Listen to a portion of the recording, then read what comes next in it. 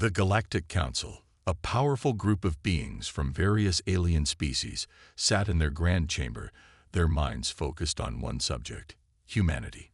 For years, the Council had observed Earth from afar, carefully watching the rise of this new species. At first, they had dismissed the humans as a primitive race, no different from the countless others they had encountered throughout the galaxy. But as Earth's technology advanced, something had begun to stir in the Council.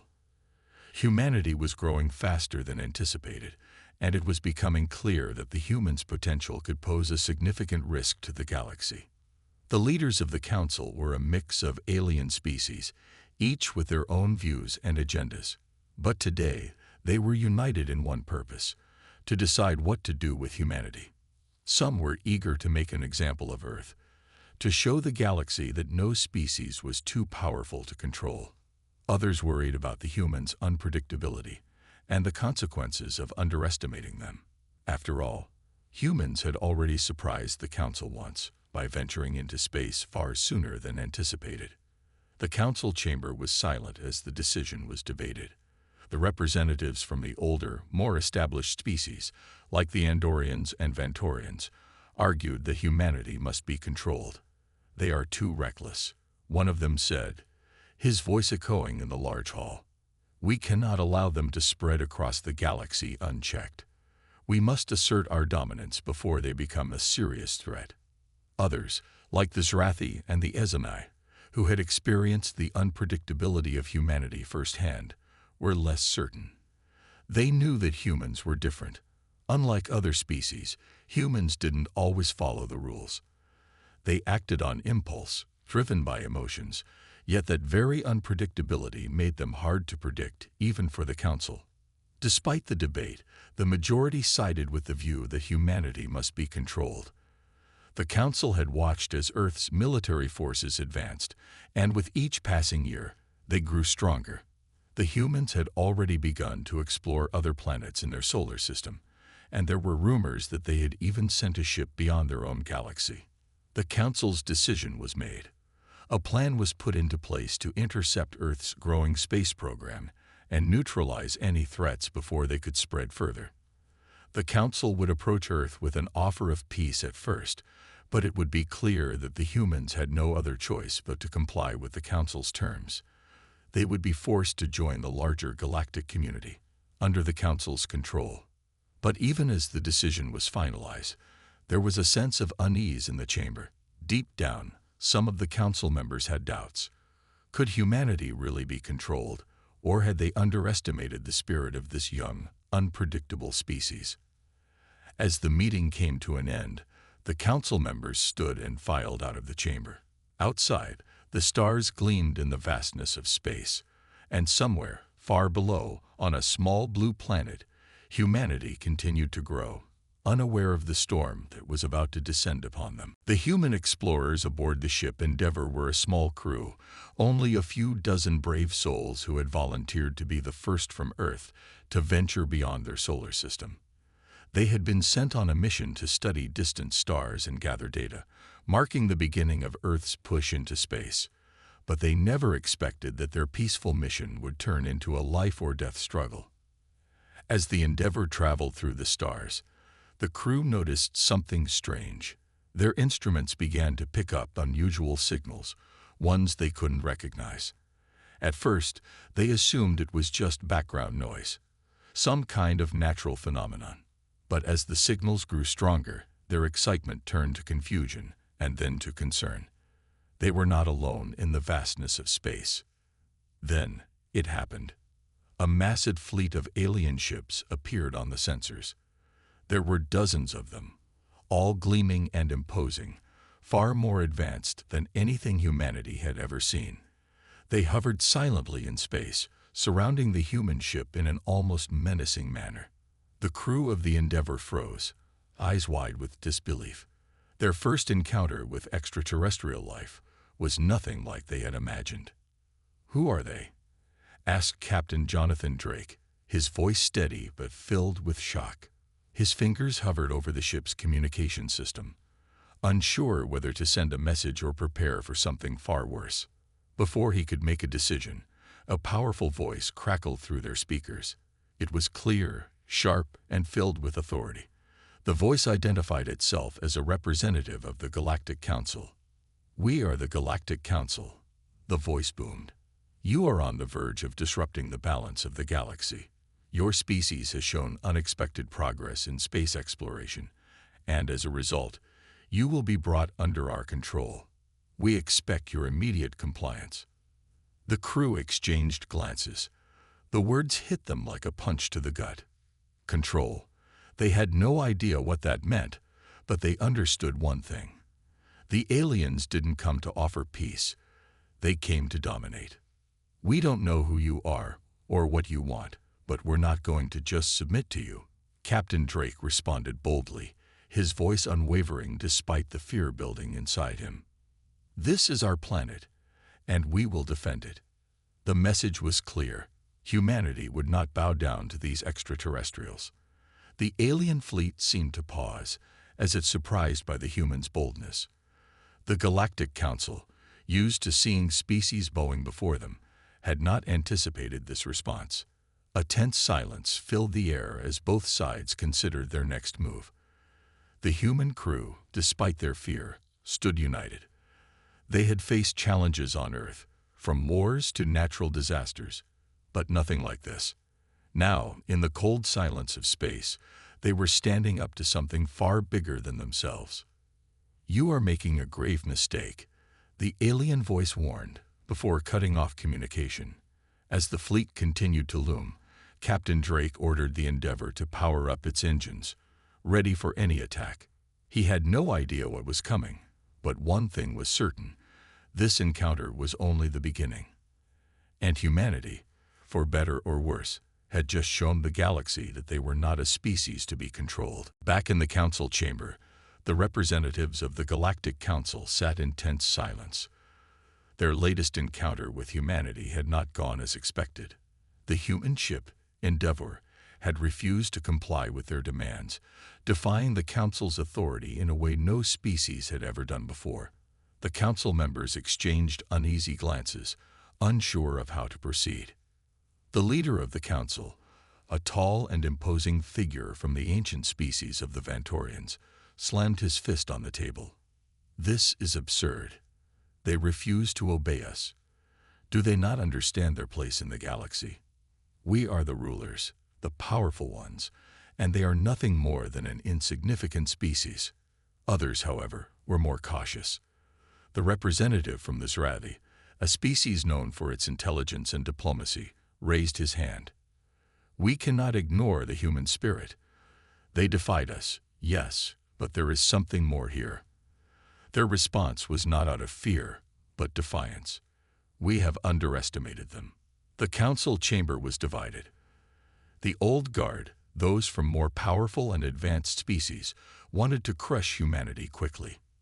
They wanted to remind the universe that the council was not to be challenged. But others, like the Ezonai, who had dealt with humans on the fringe of their territory, saw something different. There was a strength in humanity that couldn't be ignored. "Perhaps we are rushing too quickly to judgment," said a soft-spoken member of the council, a representative from the peaceful canary species. "We have only just met them. Should we not consider the possibility of peaceful coexistence instead of immediate control?" The idea of peace was met with skepticism. The council had seen too many species rise and fall, and they knew the value of power. To them, humanity was just another species to be subdued. They had no intention of letting Earth grow into a galactic threat. However, there was a growing sense of doubt. Humanity's resilience, their refusal to bow to the council, had begun to plant seeds of hesitation in the minds of the council members. Some even began to wonder if humanity's rebellious nature was a sign of strength rather than a weakness. "Let's not forget," said the leader of the Andorians, his voice filled with authority. "We've seen their technology. It's far more advanced than we originally thought. They have developed space travel much faster than any species we've encountered before. What happens when they master intergalactic travel? Will they still be so easy to control?" The thought sent a chill through the chamber. The more the council debated, the more they realized they had underestimated humanity in ways they couldn't afford. But the idea of negotiating with such an unpredictable species was terrifying. What if humans didn't want to cooperate? What if they preferred to fight, as they had already shown they were willing to do?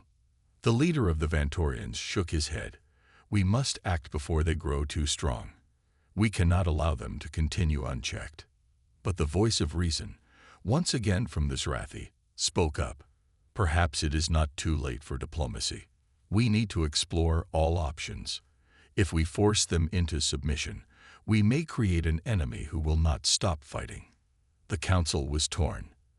The decision they made now would shape the future of not only humanity but the entire galaxy. Should they crush humanity's defiance, or should they consider a new path, one that involved negotiation and compromise? As the debate raged on, the fate of humanity hung in the balance, and the council knew they were at a crossroads. The pressure was mounting. Time was running out.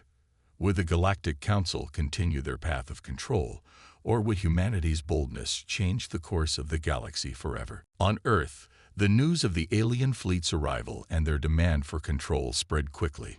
Panic spread across nations, but there was also a strange sense of unity. People who had never considered the possibility of life beyond Earth now found themselves facing an unimaginable challenge. And yet, something remarkable happened. Humanity didn't crumble. Instead, they rallied together, fueled by a shared sense of defiance and determination. Captain Jonathan Drake, the leader of the Endeavour mission, was at the heart of this new movement. After their first encounter with the Galactic Council, Drake knew that the situation was far from over. He had returned to Earth with a burning determination, convinced that humanity could not, and would not, be controlled.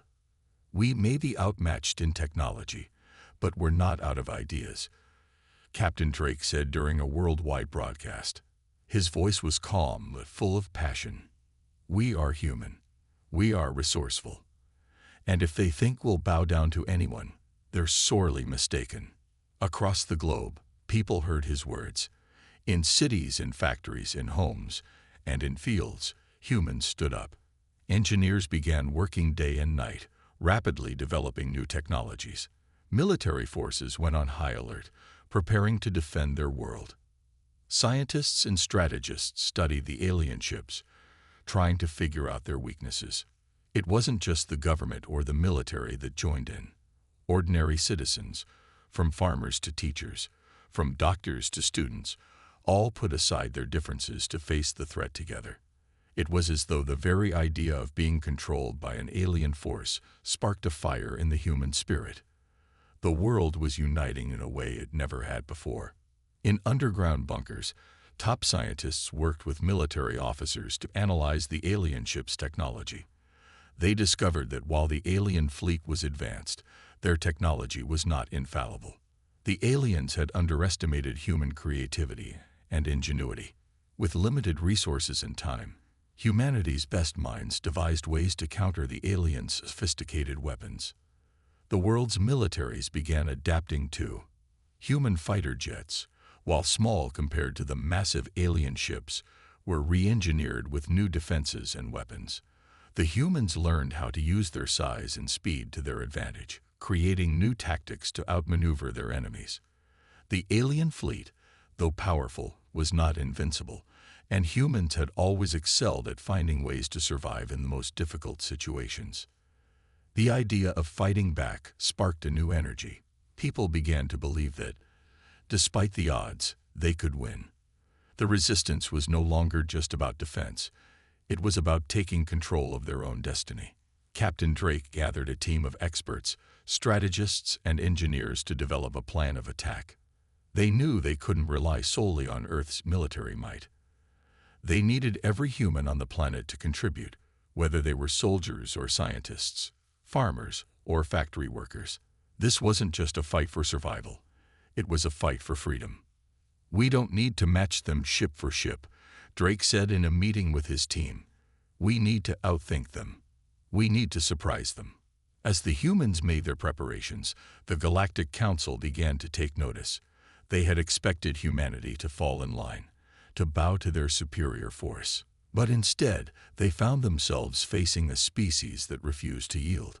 Humans weren't just fighting for their survival, they were fighting to remain free, to remain in control of their own future. And the Galactic Council, for the first time, began to wonder, had they underestimated humanity? The Galactic Council sat in their grand chamber, once again filled with tension. The previous encounter with humanity had unsettled many of them. The aliens had expected the humans to crumble, to surrender to their superior technology and vast military might.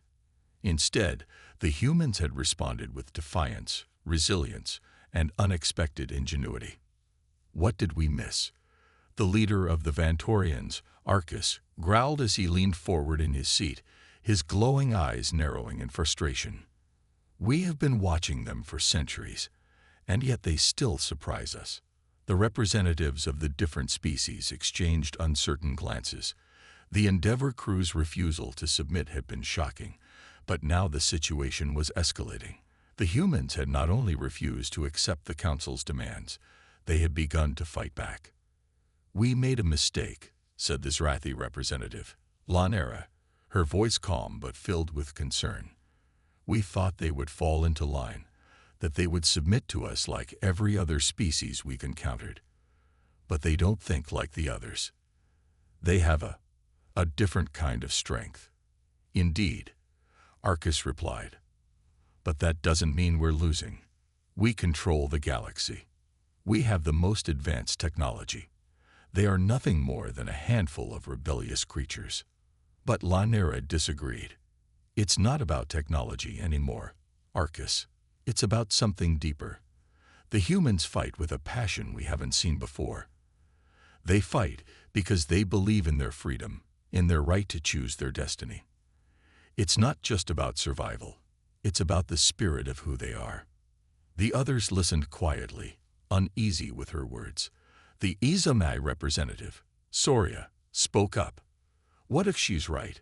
What if their refusal to submit isn't just defiance, but a sign of something more? Could we really force them into submission without creating an enemy that will never stop fighting?" The council members were silent for a moment, the weight of their situation settling in. The humans' bravery, their spirit, was something they had not anticipated. Even in the face of overwhelming odds, humans had continued to stand tall. Their adaptability, their ability to improvise under pressure, had caught the council off guard. Back on Earth, humanity was rallying. Captain Jonathan Drake and his team of experts had been working tirelessly to develop countermeasures. They studied the alien ships' weaknesses, finding small flaws in their designs, weaknesses that the humans could exploit.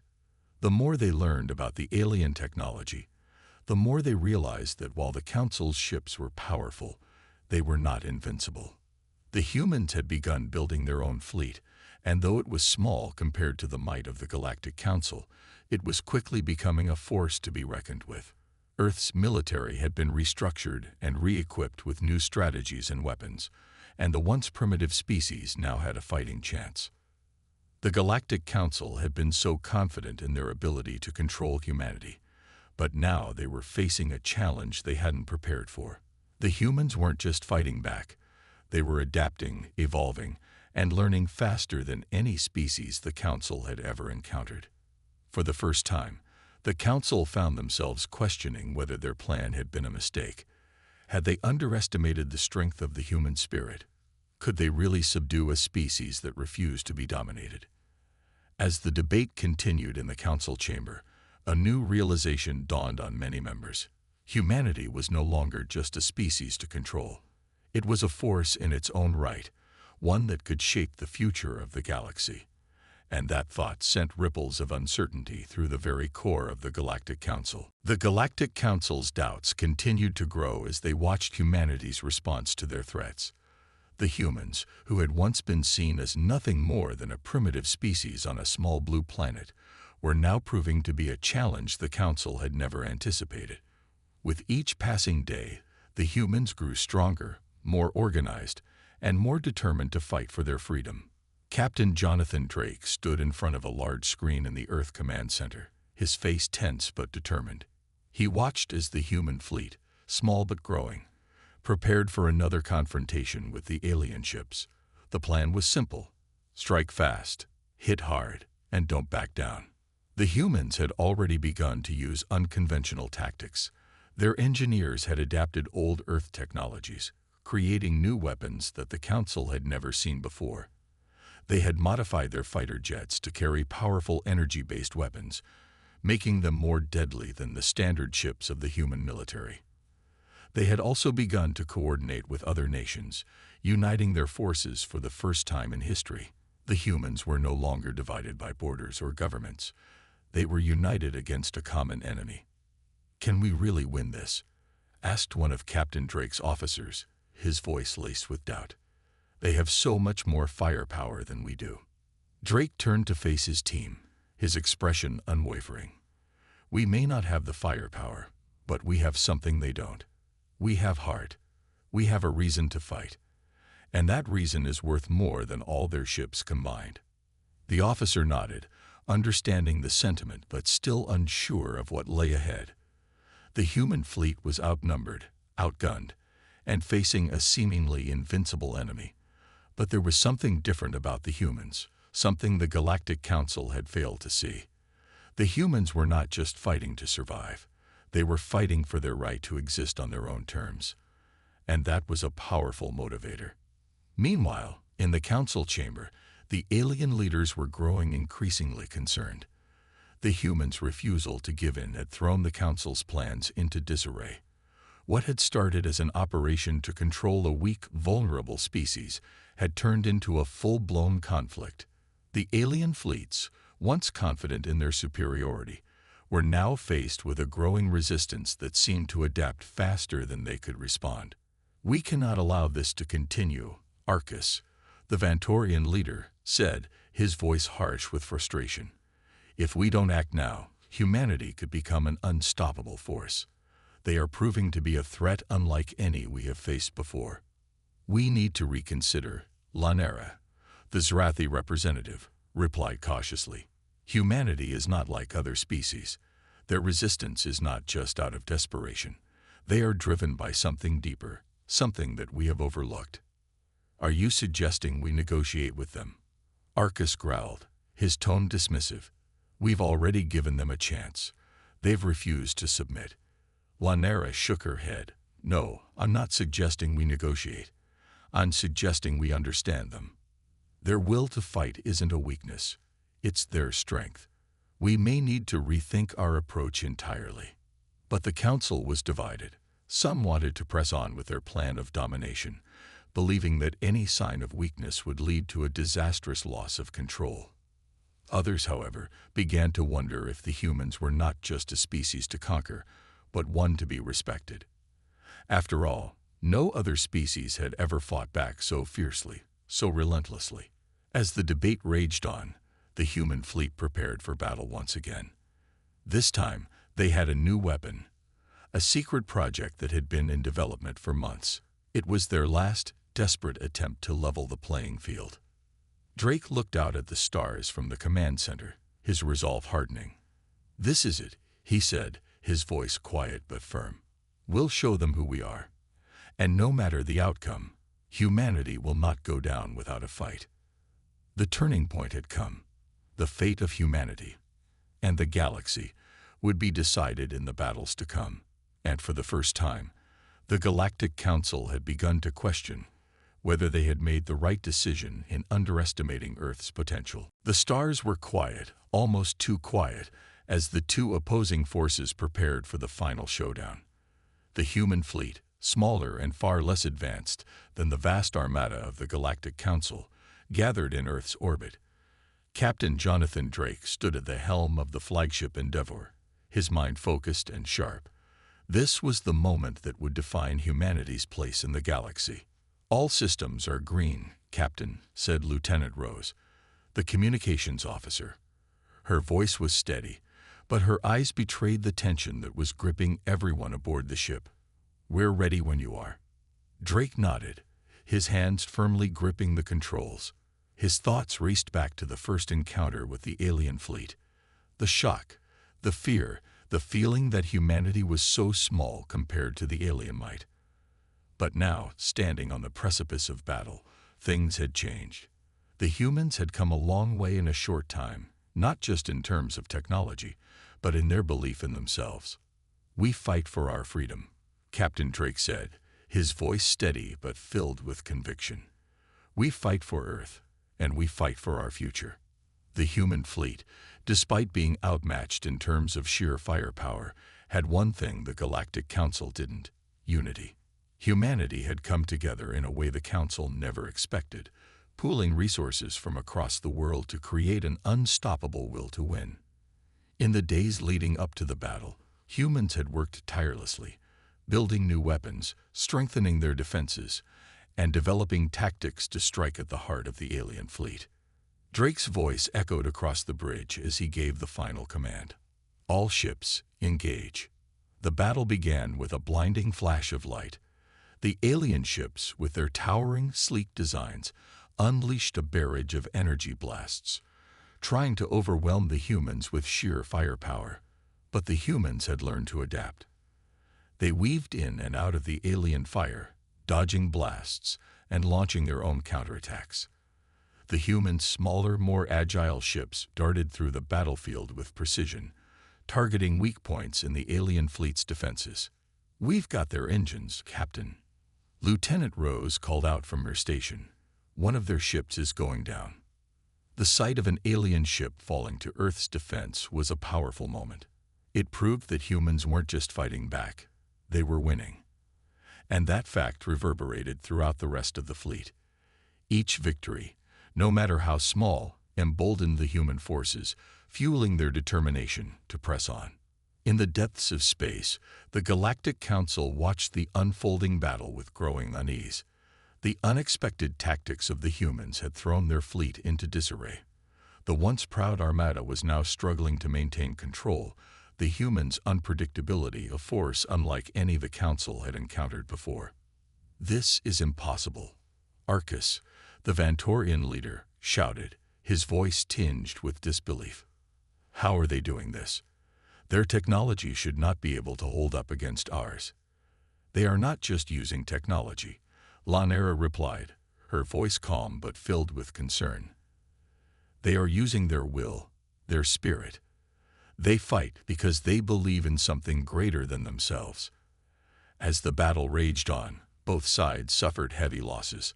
The human fleet, though smaller, had proved itself capable of turning the tide of war. The aliens had underestimated humanity's ability to adapt, to learn, and to fight for what they believed in. "Captain, we've done it," Lieutenant Rose said, a note of awe in her voice. "Their flagship is down. The rest of their fleet is retreating." Drake looked out at the battlefield, his face grim but filled with pride. "We've shown them what we're made of," he said quietly. "But this is just the beginning." The final confrontation had ended, but the war was far from over.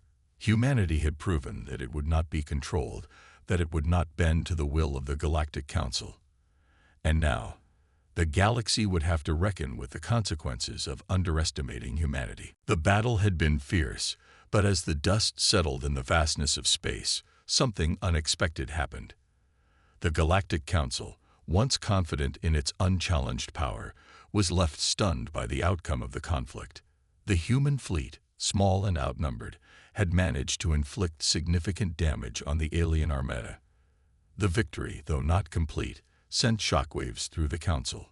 The Galactic Council's headquarters, located on a remote planet far from Earth, had become a place of growing tension.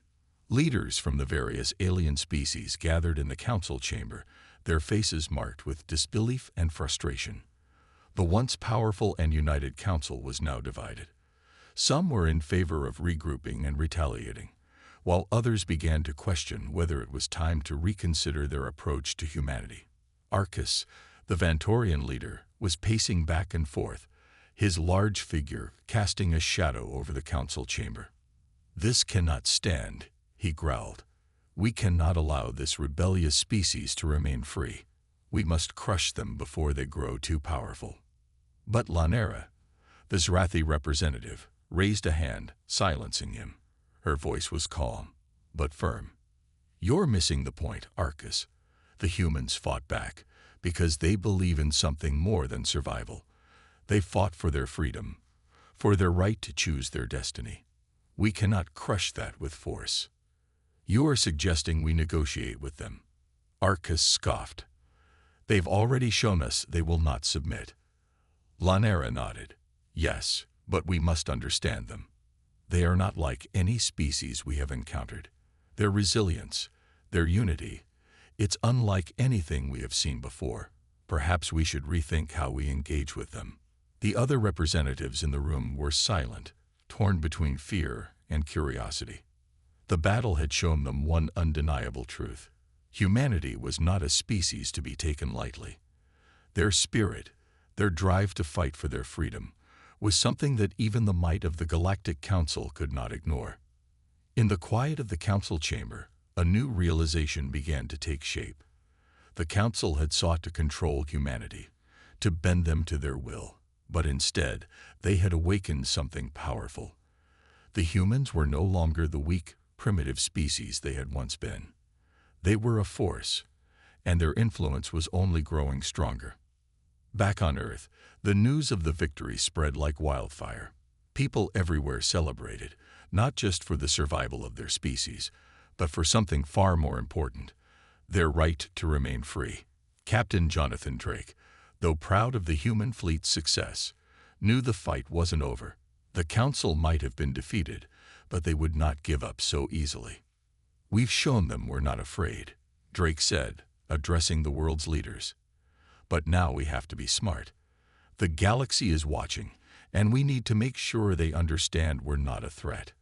We're a partner, a strong one, and we expect to be treated as equals." Humanity's victory was a turning point, not just for Earth, but for the entire galaxy.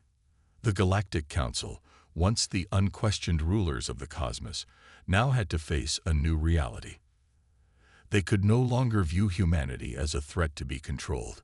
Instead, they had to accept that the humans were a force to be reckoned with, an equal capable of shaping the future of the galaxy. The Galactic Council had underestimated humanity, and now they had to decide. Would they continue their path of control, or would they forge a new path, one that recognized humanity as a worthy partner in the galactic community? The next move would be crucial, and the fate of the galaxy hung in the balance. The atmosphere in the Galactic Council's headquarters was heavy with tension. After humanity's unexpected success in battle, the council members found themselves facing a decision that had never seemed necessary before. Should they continue their pursuit of dominance, or was it time to change course and find a way to coexist with the humans? The council was split, each faction holding on to its own views, some wanting to crush humanity, others beginning to see the value in peace. But it was clear that a new strategy was needed. The old ways of control no longer seemed practical. As the debate raged on, a quiet figure entered the chamber, a human. Captain Jonathan Drake, who had led the charge in the battle against the alien fleet, had been chosen by Earth's leaders to represent humanity in a diplomatic mission. Despite the many doubts surrounding him, being the first human to ever step into the heart of the Galactic Council, he stood tall and composed as he was escorted into the council chamber. The sight of him was unexpected. The council members, who had grown accustomed to dealing with powerful alien leaders, now stared at a human, a species they had once deemed insignificant. The room fell silent. "I'm here to speak for my people," Captain Drake said, his voice calm but filled with conviction. "We're not here to beg for peace. We're here because we believe that humanity has something to offer the galaxy.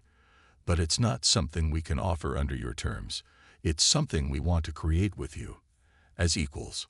There was an uncomfortable pause as the council members took in his words.